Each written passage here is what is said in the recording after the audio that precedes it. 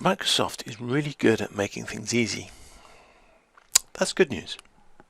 The bad news is, when you need to set up specific things, making things easy by Microsoft makes things hard. So in this video, we're going to look at how you create an email account when it's not as Microsoft may expect it. There are lots of clever things you can do with DNS settings now, which usually happens out of sight. And this includes the ability to be able to put in an email address and then have the software find most of the settings all by itself. All you need to provide is the email address and that password. The rest of it can happen transparently. But if your DNS is not set up, or your service provider doesn't provide those settings, then things like Microsoft Outlook can get very confused. So of course, if we have a problem with our email, we can change the settings, can't we? Well, yes, of course. Except we can't. Because Microsoft has made things easy, it doesn't allow us access to all the email settings we want.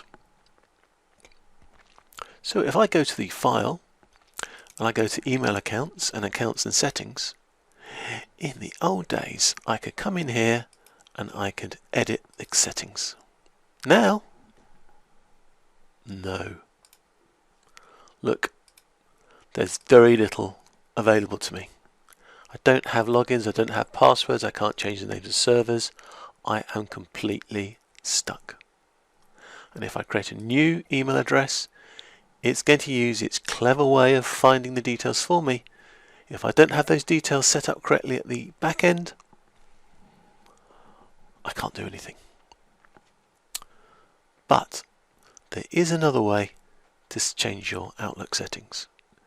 And I would call this the old way, in a way, because this is the way that you used to be able to get to your email settings through your normal computer operations, the settings, the setup, all the stuff that's built into Windows. There is a way to get into the emails there. But you don't have to delve into your system to get that, because you can get in where we've just been. So if I click on File, Accounts and Settings, now instead of going direct to Account Settings, I go to Manage Profiles.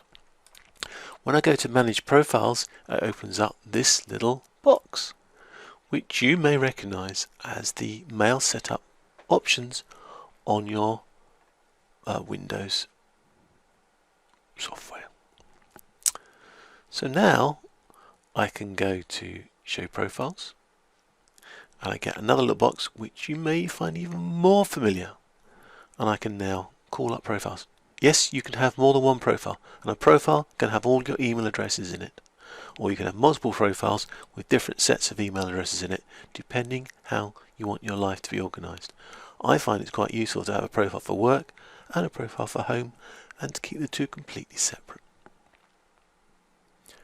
So all we need to do now is go into our profile, hit Properties, and if we want to add an email account, we can click on Email Accounts, click New, and there are the settings for automatic interpretation by Outlook. Your name, your email address, and your password. It will go away and find the rest. But if that's not working for you, you can click on Manual Setup, click Next, then you can choose what type of server. In my case it's an IMAP POP3 server. Click Next, and look, there they are. There's all those settings that you expected to see. Your name, your email address, the server, whether you're going to use POP3 or IMAP. All there.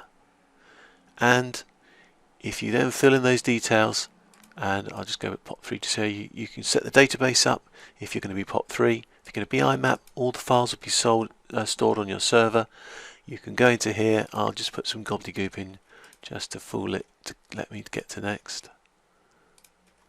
There we are. And in Next, oh, it's not going to accept it. In more settings, we have access to a name. We can set whether the outgoing mail server needs identification or not. We've got the advanced section for setting secure connections and the port numbers for that. It's all available to us.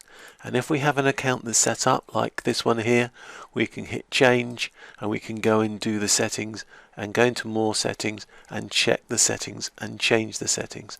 So if you need to put in specifically the servers, IDs, etc., then this is the way you get into the back of Outlook and get those changed for you. It's that easy when you know the back door. So good luck with your setting up your emails. I've got a few to do myself, so I'm going to get on with that now. Thank you for watching. Don't forget to subscribe.